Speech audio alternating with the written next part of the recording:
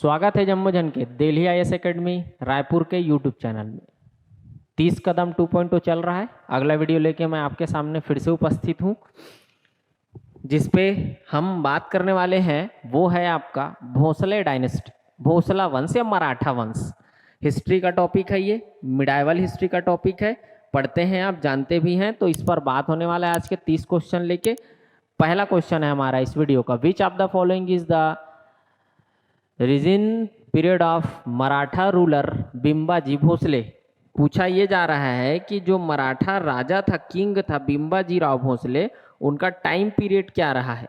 तो आप पढ़ते हैं, जब पूरे मराठा को पढ़ते हैं तो 1758 से कहानी शुरू होता है, 1854 तक कहानी चलता है, जिसमें से हम इसको दो पार्ट में बांट के देखते हैं। एक देखते हैं मोनार्की, राजतंत्रात्मक व्यवस्था, और दूसरा हम देखते हैं अधीन शासन, डिपेंडेंट रूल देखते हैं, अधीन जो शासन हुआ है। अब अधीन शासन कहने का मतलब मराठों के अधीन, मतलब यहाँ छत्तीसगढ़ में कोई राजा नहीं बैठा, आपको अलग अलग व्यवस्था दिखेगा, जिसमें एक है वो है सूबा शासन, फिर सुप्रिटेंडेंट रूल दिखेगा, अधीक्षक शासन, फिर आपको जिला रूल दिखेगा, डिस्ट्रिक्ट रूल। तो इसलिए इसको बोल रहा हूं मैं अधीन होके, मतलब मराठों के अधीन होके। अभी फिलहाल राजतंत्रात्मक है। जब इस राजतंत्रात्मक व्यवस्था को हम देखते हैं तो 1758 टू 88 लगभग 30 साल, जिसमें से दो राजा हम देखते हैं, बिम्बाजी राव भोसले, पहले मराठा शासक, इनका कोई सक्सेसर नहीं था तो ये अपने भतीजा को गोद लिए थे, चिमणाजी राव भोसले, और इन लोग लगभग 30 साल शासन किए, जिसमें से बिम्बाजी राव भोसले 1758 में आते हैं। 7 दिसंबर 1787 को इनकी मृत्यु हो जाती है। महासमुंद के नर्रा में इनकी समाधि है। तो 1758 से 1787 तक इनका टाइम पीरियड है। अब देख लीजिए आप, ऑप्शन सी में आपको दिख रहा होगा बिम्बाजी भोसले का शासनकाल 1758 टू 87। ऑप्शन सी हमारा करेक्ट आंसर है। अगला प्रश्न है, ताहूतदारी व्यवस्था के संबंध में सत्य कथन चुनिए। ताहूतदारी सिस्टम आपको थोड़ा बहुत ध्यान होगा तो आप जानते होंगे, सुप्रिटेंडेंट रूल चल रहा था तब। सुप्रिटेंडेंट रूल में एक अधीक्षक थे, सुप्रिटेंडेंट थे सैंडिस, और सैंडिस के टाइम पीरियड का घटना है, जिसमें से लैंड मैनेजमेंट का एक एडमिनिस्ट्रेटिव पार्ट था, भूमि का प्रबंधन था बेसिकली अगर देखा जाए तो, और न्यू रेवेन्यू जनरेशन का सोर्स था। ताहूतदारी एक जियोग्राफिकल लैंड एरिया होता था, जिसको वो मैनेज करने के लिए उसको लीज पर दे देते थे, उससे अतिरिक्त एडिशनल जो है वो रेवेन्यू जनरेट हो रहा था। जब इन्होंने इस व्यवस्था को शुरू किया तो लोरमी और तरेंगा 1826 1828 ये बनाए थे। तो ताहूतदारी व्यवस्था सैंडिस लेके आए थे, एकदम सही है। मराठा काल में खल्लारी व सिहावा दो ताहूतदारी बनाई गई। मराठा काल कहने का मतलब यहाँ पर है 1830 टू 54, जब यहाँ पर रूल हो रहा था जिलेदार के माध्यम से। तो इस समय तो ताहूतदारी बना, लेकिन खल्लारी और सिहावा नहीं बना, सिरपुर और लवन बना। 1843 1848 सिरपुर 1843 और 1848 में लवन। गलत है ये। चार्ल्स इलियट ने सिरपुर व लवन में ताहूतदारी व्यवस्था का निर्माण किया। चार्ल्स इलियट जब यहाँ का डिप्टी कमिश्नर अपॉइंट हुए आपके 1855 में, तो 1858 में सिहावा संजारी खल्लारी बनाए, सिरपुर लवन नहीं बनाए। तो ये भी स्टेटमेंट गलत है। सत्य कथन है केवल एक, ऑप्शन ए सही जवाब है सर। क्वेश्चन है अगला, एज द फॉलोइंग वाले क्वेश्चन है, सुमेलित कराना है आपको, और ये भी बताना है कि कौन सा सही सुमेलित है। देखिए अगर इसमें से, तो वो है कैप्टन एडमंड, डोंगरगढ़ के जमींदार का विद्रोह। ये जानते हम 1818 की कहानी है, जब पहले सुप्रिटेंडेंट एडमंड बनते हैं। तो इसी के टाइम पीरियड में घासीदास वैष्णव जो कि डोंगरगढ़ के जमींदार थे, उनका विद्रोह हुआ था, रिवॉल्ट है। मेजर एगेन्यू सेकंड थे ये, रतनपुर से रायपुर का राजधानी शिफ्ट किए थे 1818, सही है ये भी, दोनों मैच्ड है। मिस्टर सैंडिस छत्तीसगढ़ के प्रशासन का मराठों को हस्तांतरण ये नहीं किए थे, क्राफर्ड था। क्राफर्ड राजकीय भाषा अंग्रेजी बनाई, ये नहीं बनाए थे, वो है सैंडिस है। तो अगर देखें तो सही सुमेलित है, सुमेलित करना है आपको, तो सही सुमेलित है वो है ए और बी। तो ऑप्शन आप देख सकते हैं, ऑप्शन ए इस क्वेश्चन के अकॉर्डिंग करेक्ट आंसर है। किसके शासन काल में यूरोपीय यात्री कोलब्रुक आया था। जब हम सूबा व्यवस्था देखते हैं, मतलब नागपुर राज्य का छत्तीसगढ़ जो है वो एक एडमिनिस्ट्रेटिव यूनिट सूबा के नाम से जाना गया। इस टाइम पीरियड को देखते हैं तो हमारे यहाँ जो सूबा व्यवस्था चला वो 1788 टू 1818 के बीच ये व्यवस्था चली। इस सूबा व्यवस्था के दौरान कुछ जो ट्रैवलर्स थे, जो कि आपका यूरोपियन ट्रैवल्स थे, इनका आना हुआ, जिसमें से 1790 देखते हैं, 1795 देखते हैं, 1799 देखते हैं। 1790 में जो ट्रैवलर आया उनका नाम था जॉर्ज फॉरेस्टर। तब उस समय सूबेदार थे महिपत राव। फिर 1795 में आए वो थे J.T. ब्लंट। तब उस समय विट्ठल यहाँ के सूबेदार थे, विट्ठल दिनकर। 1799 में यहाँ जब आए उस समय केशव गोविंद थे, और जो आया था वो है कोलब्रुक नाम का ट्रैवलर। तो ये 3 नाम आपको मिलेगा सूबा सिस्टम में, सूबा व्यवस्था के दौरान। तो कोलब्रुक के बारे में पूछा जा रहा है। कोलब्रुक जब यहाँ 1799 में विजिट किए थे, तब केशव गोविंद यहाँ का सूबेदार था। ऑप्शन ए करेक्ट आंसर है। क्वेश्चन है, मैच दी फॉलोइंग वाले क्वेश्चन है। महिपत राव, जानते हैं आप महिपत राव से संबंधित क्या है? तो जॉर्ज फॉरेस्टर की छत्तीसगढ़ यात्रा, ए का 2 होना चाहिए, सब जगह दिख रहा है। विट्ठल राव दिनकर, इनके समय J.T. ब्लंट आए थे, तो बी का 4 होना चाहिए, 2 जगह दिख रहा है, सी और डी में, सी और बी में। केशव गोविंद, इनके समय आगमन हुआ था कोलब्रुक, तो सी का 1 देख लीजिए। ए में चले, सी का 1 कहाँ दिख रहा है आपको? बी में दिख रहा है, ठीक है, तो आंसर बी होना चाहिए। बीकाजी गोपाल, इनके समय हुआ था पिंडारियों का उपद्रव। पिंडारीज जो है वो यहाँ के लोगों को डिस्टर्ब किए थे, तो है वो आपका 3, डी का 3, तो मैच करा लीजिए। महिपत राव के समय की घटना है जॉर्ज फॉरेस्टर 2, विट्ठल के समय की घटना है J.T. Blunt, Keshav Govind Colebrook का आगमन, और बीकाजी गोपाल पिंडारी। तो ऑप्शन बी इस क्वेश्चन का करेक्ट आंसर है। क्वेश्चन है, छत्तीसगढ़ में अंग्रेजी शासनकाल में निम्नलिखित में से विद्रोह हुए। जब भी अंग्रेजी शासनकाल की बात होगी तो आपके दिमाग में आ ही जाता होगा, मराठों को हटा के इन लोग आए, और ये घटना है लिंगागिरी विद्रोह। आप जानते हैं जिसको बस्तर का महान मुक्ति संग्राम बोलते हैं, ग्रेट स्ट्रगल के नाम से जाना जाता है बस्तर का। 1856 का इवेंट है। 1859 कोई रिवॉल्ट हुआ था, मुरिया रिवॉल्ट है 1876, जबकि भोपालपट्टनम है 1795 का। तो दिख रहा है आपको अंग्रेजी शासनकाल 1854 के बाद का इवेंट, तो वो 1, 2, 3 मिलेगा। चौथा जो है वो ब्रिटिश रूल का नहीं है, उस समय मराठा रूल था इस रीजन पे।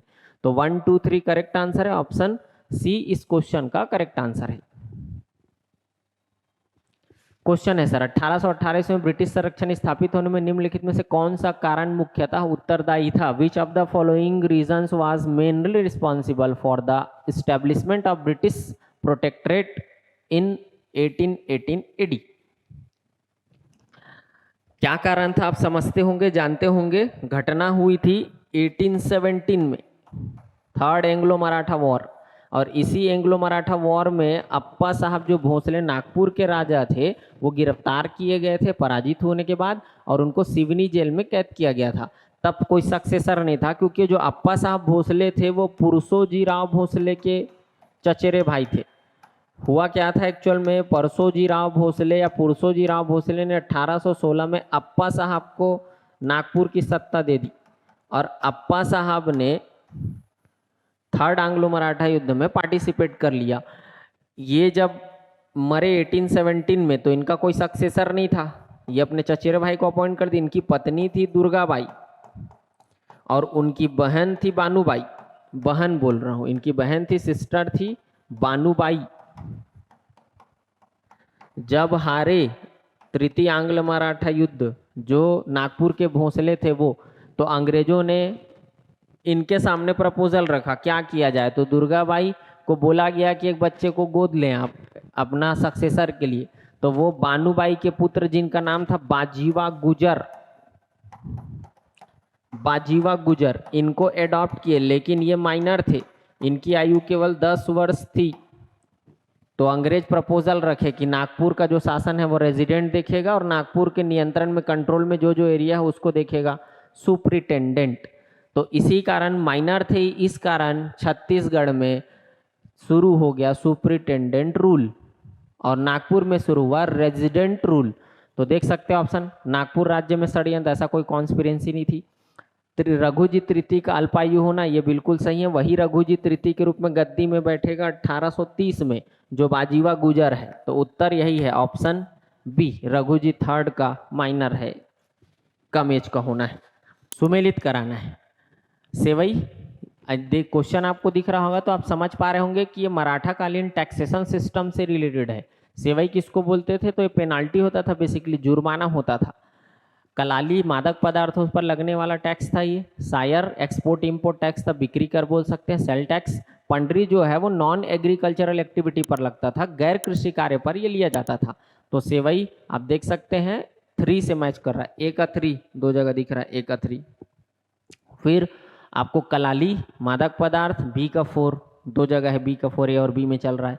सायर आयात निर्यात, सी का 1 होना चाहिए।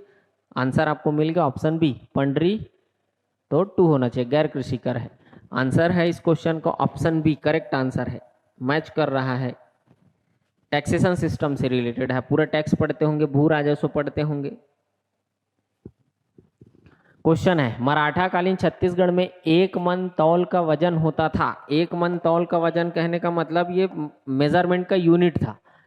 अब इसको थोड़ा से समझना है। 1 मन इसमें आता था 8 पंसेरी, 1 पंसेरी में होता था 5 शेर, 5 शेर, और 1 शेर में होता था 16 छटाक। मापक यूनिट है ये, मेजरमेंट का यूनिट है किसी चीज को, जैसे आप किलोग्राम, क्विंटल, टन, ऐसा मीट्रिक टन ऐसा सुनेंगे वैसी टाइप का 1 मन। अब इसको डायरेक्ट आप अगर वो करें तो 1 पंसेरी में है क्या, 5 शेर। 5 शेर अगर आपको इसको 1 मन में बोले तो हो जाएगा कितना, 8 पंसेरी तो 40 शेर। अगर इसको दूसरे रूप में देखें, 1 मन में कितना शेर, तो 40 शेर होगा।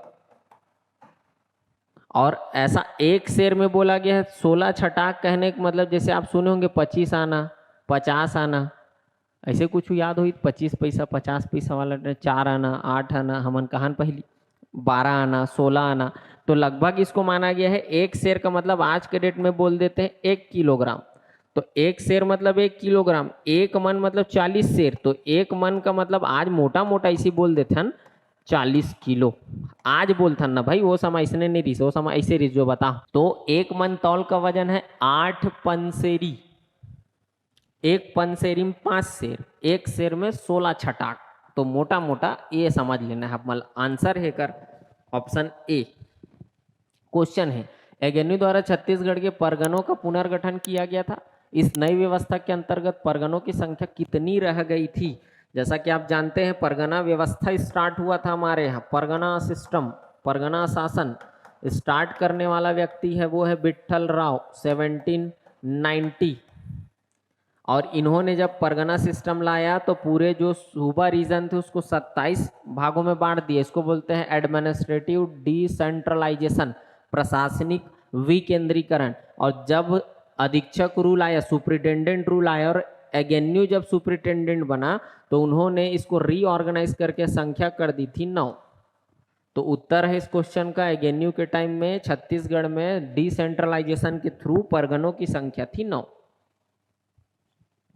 क्वेश्चन है, मराठा कालीन कर व्यवस्था का हिस्सा नहीं रहा है। जो टैक्सेशन सिस्टम जब आप पढ़ते हैं मराठा काल के कुछ नाम तो सुने ही हैं आप, याद होगा तो उधर पीछे अभी मैच द फॉलोइंग वाले क्वेश्चन देखे थे। कलाली उसमें था, सायर उसमें था, भू राजस्व कृषि पर जो कर लगता था उसको भू राजस्व बोलते थे। पोतदार ये मराठा कालीन अधिकारी होते थे, कर सिस्टम का हिस्सा नहीं है। तो ऑप्शन डी जो है वो इसका करेक्ट आंसर है। अगला क्वेश्चन, मराठा काल में परगनों के फसलों की दशा एवं अन्य सूचना भेजने वाले अधिकारी का नाम। मराठा काल में जो परगना का हेड होता था वो कहलाता था कमाविसदार, ये तो जानते होंगे आप। और कमाविसदार को परगनों से रिलेटेड जो इन्फॉर्मेशन, जनरल इन्फॉर्मेशन, चाहे एडमिनिस्ट्रेशन का इसमें इन्फॉर्मेशन हो, चाहे वहाँ के एग्रीकल्चर का इंफॉर्मेशन वो सब देने के लिए होता था, वो था बढ़कर परगनों में होता था, जो कमाविजदार को रिपोर्ट करता था परगना की स्थिति को लेके, वहाँ के कंडीशन को लेके। तो ऑप्शन सी इसका करेक्ट आंसर है। फडणवीस आप जानते होंगे मेन अकाउंटेंट थे। पटरी पांडे मादक पदार्थों से होने वाले आय व्यय का हिसाब करते थे। पोतदार आपको समझ आता होगा, ये जो है वो दौरा करते थे गाँव के, और गाँव का दौरा कर करके लैंड सेटलमेंट या लैंड रिकॉर्ड कलेक्ट करते थे। तो बढ़कर इसका आंसर है। असिस्टेंट बोल सकते हैं परगना के हेड कमाविजदार का। सावंत भारती मामला किससे संबंधित है? जानते हैं आप, एगेन्यू नाम का एक ब्रिटिश सुपरिटेंडेंट हुआ जिन्होंने रूल किया है 1818 टू 1825, और इसी टाइम पीरियड में कई ऐसे इवेंट्स आपको दिखेंगे। सावंत भारती करके एक दिखेगा व्यक्ति जो विद्रोही प्रवृत्ति का व्यक्ति था, जिनके खिलाफ एक्शन लिए थे। महार सिया नाम का व्यक्ति आपको दिखेगा। सोना खान से जो वीर नारायण सिंह जी के पिताजी थे, उनका राम साया राम राय जी का विद्रोह आपको दिखेगा 1818 टू 19 में। ऐसे कुछ इवेंट्स हुए थे, उसमें से एक बड़ा इवेंट है एगेन्यू के टाइम का, वो है सावंत भारती। तो ऑप्शन आप देख रहे होंगे Edmund, Sandis, Crafoord, option D, क्योंकि तीनों से संबंधित नहीं है, ये संबंधित है एगेन्यू से। क्वेश्चन है, निम्नलिखित में से कौन रघुजी तृतीय के शासन में छत्तीसगढ़ का जिलेदार नहीं था? आप जानते हैं रघुजी तृतीय नागपुर का राजा हुआ, जिन्होंने रूल किया अपने मरते तक 11 दिसंबर 1853, और फाइनली इनके मरने के बाद 54 में नागपुर को हड़प लिया गया डलहौजी के द्वारा, और वहां से फिर छत्तीसगढ़ भी ब्रिटिश रीजन का पार्ट बन गया और ब्रिटिश रूल स्टार्ट हो गया छत्तीसगढ़ में। जब ये वहां नागपुर के राजा थे तो छत्तीसगढ़ इन्हीं के टाइम पे कहलाया जिला, और जिला एडमिनिस्ट्रेशन का संचालन हुआ रायपुर से, और इसमें कई जिलेदार अपॉइंट किए गए छत्तीसगढ़ के एडमिनिस्ट्रेशन के लिए, जिसमें आप पढ़ते हैं कृष्ण राव, ऐसा कुछ, अमृत राव, सदरुद्दीन, दुर्गा प्रसाद, इंदुक राव, सखाराम बापू, गोविंद राव, गोपाल राव, ऐसा आपको नाम मिलेगा। जो नाम लिया वो सीक्वेंस में है, तो देख लीजिए कृष्ण राव है, गोविंद राव भी नाम लिया हूँ, इंदुक राव है, केशव गोविंद नहीं है, ये सूबेदार थे केशव गोविंद जो है वो। तो करेक्ट आंसर यही है, क्योंकि जिलेदार नहीं थे ऐसा बोला गया है, तो केशव गोविंद सूबेदार थे, जितना मैं नाम लिया सीक्वेंस में उन लोग जिलेदार थे। क्वेश्चन है, बस्तर और करौंद राज्य का विवाद, करौंद मतलब आज का काला हांडी है, ओडिशा में आता है, इनके बीच हो गया था लैंड डिस्प्यूट के विवाद को छत्तीसगढ़ के किस ब्रिटिश प्रशासक के सामने आया था?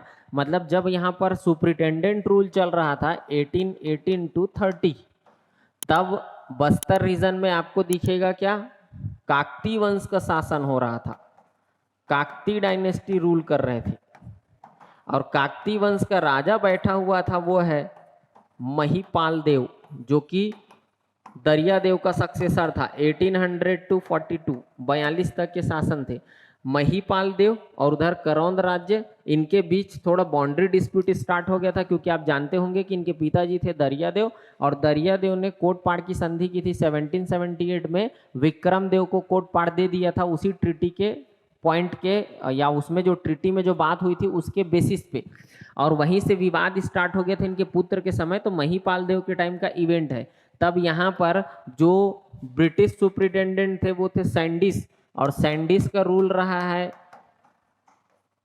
ये सैंडिस का टाइम पीरियड है। सैंडिस ने ही सेटलमेंट किया था वो बस्तर और कालाहांडी के बीच जो डिस्प्यूट हो गया था उसको। तो उत्तर है इसका ऑप्शन बी, करेक्ट आंसर है, सैंडिस ने इंटरफेयर किया था इन दोनों के बीच। प्रश्न है, यूरोपीय यात्री फॉरेस्टर का छत्तीसगढ़ आगमन कब हुआ था? थोड़ी देर पहले भी मैं बताया कि हमारे यहाँ कहानी शुरू होता है और जो कि चलता है, जिसको बोलते हैं हम सूबा शासन। इस समय छत्तीसगढ़ सूबा नामक एडमिनिस्ट्रेटिव यूनिट के नाम से जाना गया और एडमिनिस्ट्रेटर सूबेदार कहलाया। तो इसी टाइम पीरियड में जो पहला सूबेदार हुआ उसका नाम है महिपत राव, और महिपत राव ने रूल किया है 88 टू 90। फिर दूसरा और महत्वपूर्ण सूबेदार जिन्होंने शुरू किया है क्या, परगना शासन 1790 टू 96, और इसके समय बताया हूँ मैं कौन आया था, जॉर्ज फॉरेस्टर 1790 में। इसके टाइम आया हुआ है वो है आपका 1795 में जीटी ब्लंट, तो देख सकते हैं फॉरेस्टर का आगमन हुआ है 1790 में। ऑप्शन सी करेक्ट आंसर है आपका, ऑप्शन सी इस क्वेश्चन का सही जवाब है। अगला प्रश्न है, सूबेदार विट्ठल दिनकर का कार्यकाल था, अभी थोड़ी देर पहले बताया मैं आपको, सूबा सिस्टम आया था। सूबा सिस्टम के अकॉर्डिंग टाइम पीरियड अगर देखें सूबा व्यवस्था में तो 1788 से 1818, और इस बीच में सूबेदार हुए जिसमें से पहला नाम है वो है क्या, महिपत राव। दूसरा नाम है वो 1788 से 90 तक रूल किए। दूसरा नाम मिलता है विट्ठल राव जो कि 90 से 96 तक रूल किए। फिर आपको मिलेगा भवानी कालू, ये 96 से 97, 1796 टू 97 तक रूल किए। 97 से आगे रूल किए हैं वो है केशव गोविंद जो कि रूल किया 1808 तक, 96 से लेके। फिर आपको नाम मिलेगा फेमस नाम बीकाजी गोपाल। फिर नाम मिलेगा आपको आखिरी जो है यादव राव दिवाकर। इस बीच में बीकाजी पिंडरी, साखाराम बापू, सीताराम टाटिया, साखाराम हरी, ऐसा आपको नाम मिलेगा। तो जो फेमस है दूसरा सूबेदार है जिन्होंने परगना नामक एक व्यवस्था शुरू किया था 1790 में। इनका टाइम पीरियड पूछा जा रहा है तो ये 90 टू 96 तक सूबेदार रहा है, रतनपुर से रूल किया। ऑप्शन सी आपको दिख रहा है 1790 टू 96।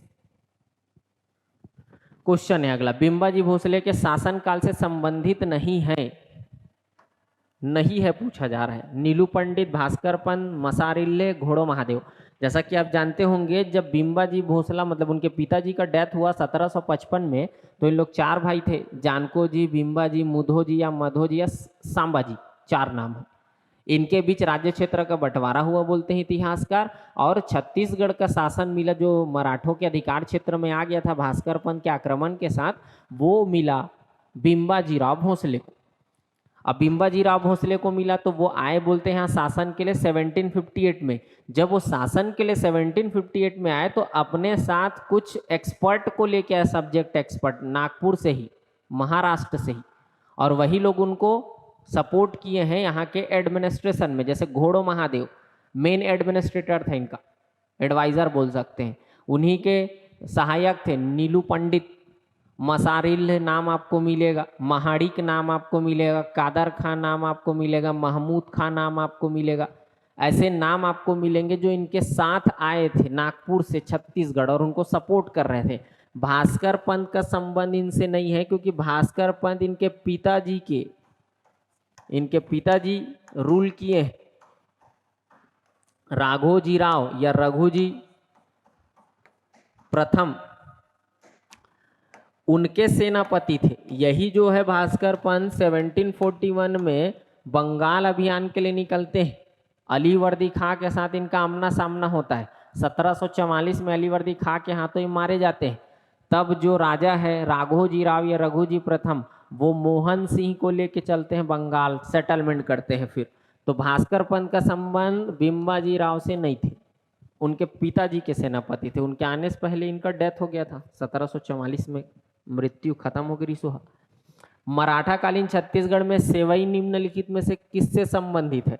तो आपको समझ आता होगा सेवई जो है वो टैक्सेशन सिस्टम से रिलेटेड था। और एक क्वेश्चन भी अभी देखिए मैच द फॉलोइंग में, ये बेसिकली था टेम्पररी टैक्स था, अकॉर्डिंग टू सिचुएशन लगाया जाता था और ये पेनाल्टी से रिलेटेड था। तो सेवई का संबंध जुर्माना, सेवा, आबकारी, भूमि कर, तो ये है क्या, पेनाल्टी, बेसिकली फाइन होता था।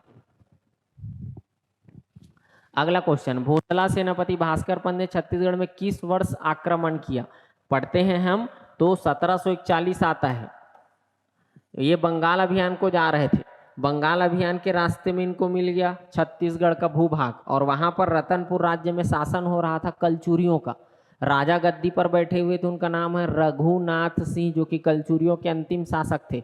इनको अपदस्थ किए, राजकोष से 1 लाख रुपए लूटे और कल्याणगिरी गोसाई को अपॉइंट करके वो चले गए बंगाल के लिए।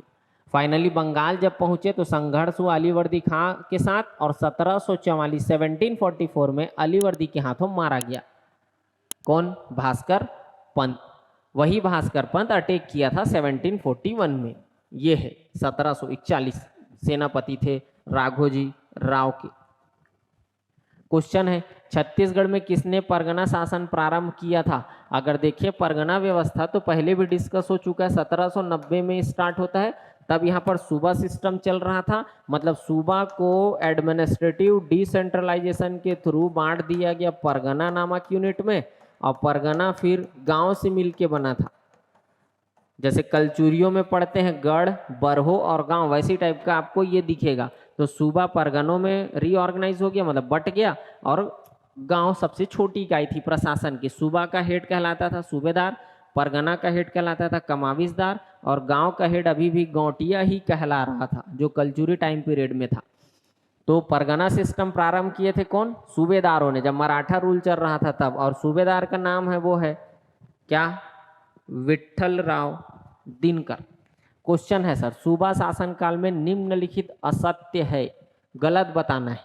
सूबा मुख्यालय रतनपुर थी, ये गलत नहीं है, सही है। परगना का प्रमुख दाऊ कहलाता था, परगना का प्रमुख कमाविजदार कहलाता था, तो दूसरा गलत है।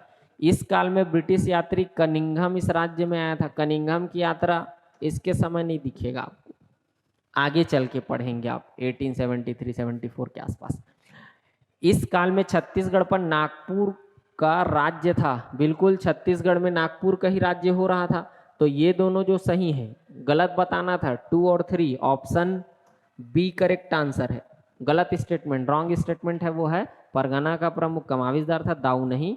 ब्रिटिश यात्री वो एलेक्जेंडर कनिंघम जो है वो एक आर्कोलॉजिस्ट थे, इस टाइम नहीं आए थे वो मराठा काल में। निम्नलिखित में से कौन सा सही नहीं है, अगेन गलत बताना है। बिम्बाजी भोसले ने रतनपुर और रायपुर का प्रशासनिक एकीकरण किया, ये आप अच्छे से जानते होंगे कि बिम्बाजी भोसला ही छत्तीसगढ़ में मराठों के पहले किंग है। और जो छत्तीसगढ़ था कलचुरियों के कंट्रोल में, गढ़ नामक व्यवस्था चल रही थी। अब छत्तीसगढ़ पढ़ते होंगे तो आप पढ़ते होंगे सेंट्रल रीजन को लेके, ये आपका सेंट्रल रीजन,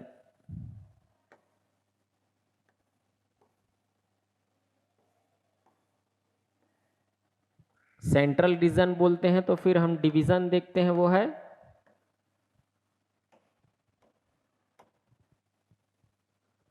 तीन, और इसमें से एक नदी पर बात होता है, नदी का नाम है महानदी। ये इसी की ट्रिब्यूटरी आप देखते हैं, फिर ये एक नदी बह रही है, इसी की सहायक नदी है, नदी का नाम है शिवनाथ। ये शिवनाथ रिवर है, शिवनाथ के नॉर्दर्न रीजन पे, ये शिवनाथ का उत्तर का क्षेत्र है, ये शिवनाथ का दक्षिण का क्षेत्र है। नॉर्दर्न रीजन पे रतनपुर राज्य था, और रतनपुर राज्य अकॉर्डिंग टू एडमिनिस्ट्रेशन 18 गढ़ों में बटा हुआ था। सदर्न रीजन पे रायपुर राज्य था, अकॉर्डिंग टू एडमिनिस्ट्रेशन ये भी 18 गढ़ों में बटा हुआ था। लेकिन जब मराठा का आक्रमण हुआ भास्कर पंत का, तो इस क्षेत्र को तो अपने कंट्रोल में कर लिया फाइनली। रघुनाथ सिंह के मृत्यु के बाद 1745 में रघुनाथ सिंह का डेथ होता है, लेकिन फाइनली ये कंट्रोल में आया। तो यहाँ के भी जो राजा थे अमर सिंह देव, उसको भी हटा दिया गया और इस पर भी कंट्रोल कर लिया। और फाइनली जब राजा बने, कौन राजा बने, बिम्बाजीराव भोसले, और रूल किए, तब जो है वो इसका ये पूरा यूनाइट कर दिए इस गढ़ को, रतनपुर रायपुर के, और गढ़ कहलाने लग गया छत्तीसगढ़। 18 जोड़ के इसको समाप्त किया। इसके बदले वो खालसा सिस्टम लेके आए अपने रूलिंग एरिया को या जुरिडिक्शन एरिया को, जो उनका कार्य क्षेत्र था, अधिकार क्षेत्र था, उसको वो बोले खालसा। तो देख सकते हैं आप, पहला रायपुर रतनपुर का एकीकरण किया गया है। पहला स्टेटमेंट देखिए, बिम्बाजी भोसले ने रतनपुर और रायपुर का प्रशासनिक एकीकरण किया, सही है। बिम्बाजी की राजधानी रायपुर थी नहीं, रतनपुर को पहले वो कैपिटल बनाए थे। बिम्बाजी ने राम पंचायत मंदिर का निर्माण कराया, बिल्कुल हम पढ़ते हैं राम टेकरी मंदिर रतनपुर में भगवान राम से संबंधित मंदिर है। तो गलत कथन है, गलत कथन है केवल 2, ऑप्शन ए इस क्वेश्चन का सही आंसर है।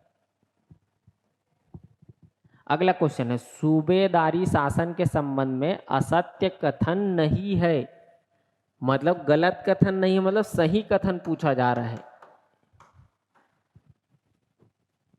सही कथन है। इसकी शुरुआत व्यंकोजी भोसले ने की, सही कथन है। विठ्ठलराव दिनकर ने परगना व्यवस्था शुरू की, ये भी सही कथन है। प्रथम सूबेदार महिपतराव दिनकर हो, ये भी सही कथन है। मतलब तीनों कथन सही है। तो देख लीजिए, सूबेदारी शासन के संबंध में असत्य कथन नहीं है, तो तीनों असत्य कथन नहीं है। ऑप्शन के अकॉर्डिंग अगर देखें तो असत्य कथन नहीं है, तो 1 2 3 तीनों आएगा, क्योंकि ये जो है वो सत्य कथन है, सही है तीनों के तीनों। अगला क्वेश्चन, भोसले सेनापति भास्कर पंत के संबंध में कौन सा सही नहीं है, गलत पूछा जा रहा है, वो भी सेनापति भास्कर पंत के संदर्भ में। स्टेटमेंट पहला है, छत्तीसगढ़ में अंग्रेजों का शासन था। ऐसा नहीं है भाई, क्योंकि मराठा कलचुरियों का शासन था, मराठा आ रहे थे, तो ये तो गलत है, पहला तो गलत निकल गया।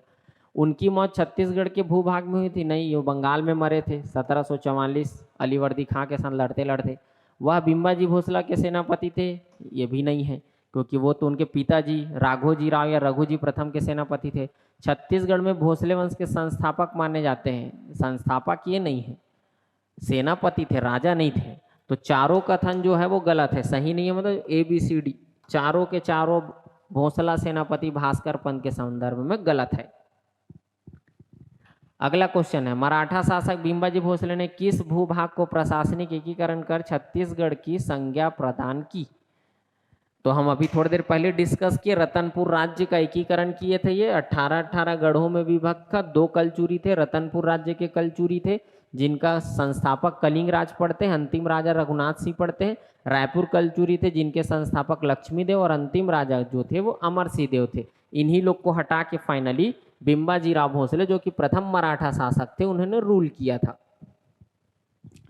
क्वेश्चन है सर, सूबा शासन 1788 से 1818 बीच चला है, किस सूबेदार ने पिंडारी आक्रमण से छत्तीसगढ़ की सुरक्षा की है? पिंडारियों का आक्रमण आपको इस पूरे सूबा सिस्टम में 2 बार दिखता है। जब आपके सूबेदार थे कौन? केशव गोविंद, चौथे सूबेदार केशव गोविंद, इनके समय पिंडारियों का आक्रमण हुआ था।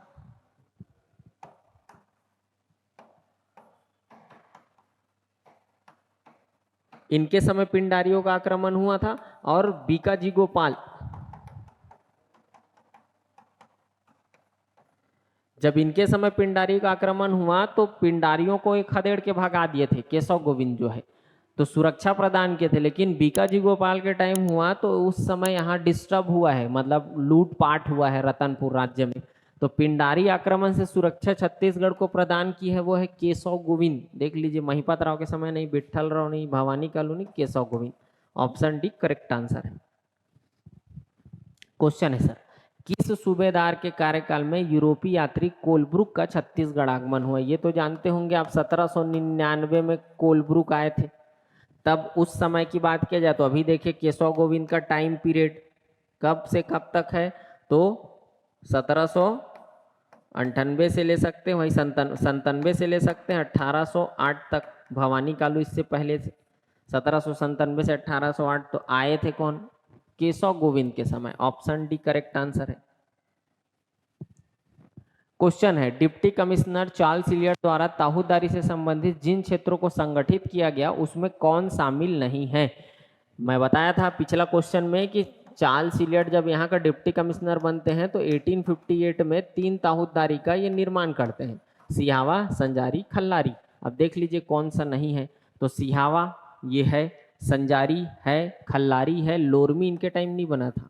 लोरमी तरेंगा जो है वो सैंडिस बनाए थे, लोरमी 1826 का है, तो नहीं है बोला जा रहा है, तो ऑप्शन डी करेक्ट आंसर है। क्वेश्चन है, टकोली शब्द किससे संबंधित है? टकोली मराठा कालीन टैक्सेशन सिस्टम से इसका कनेक्शन है। अब जान रहे हैं आप कि जो जमींदारी व्यवस्था तो उस समय चल भी रही थी। मराठा जो क्षेत्र है, एक तो खालसा कहलाता था जो उसके डायरेक्ट कंट्रोल में था, और जो इनडायरेक्ट कंट्रोल में था वो जमींदारी क्षेत्र थी।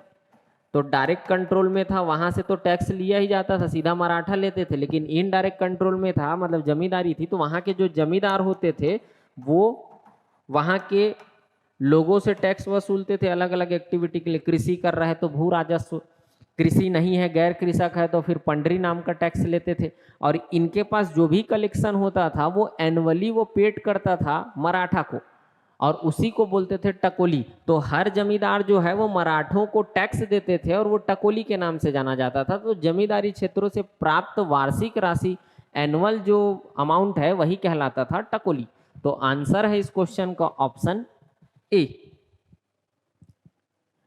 ये आपके 30 कदम 2.0 का अगला वीडियो आपको अच्छा लगता होगा तो जरूर आप वीडियो को लाइक करें, दोस्तों के साथ शेयर करें और हमारे चैनल को सब्सक्राइब करें। मुलाकात होगी आपसे अगले 30 कदम 2.0 के वीडियो के साथ। जय जोहार, जय छत्तीसगढ़।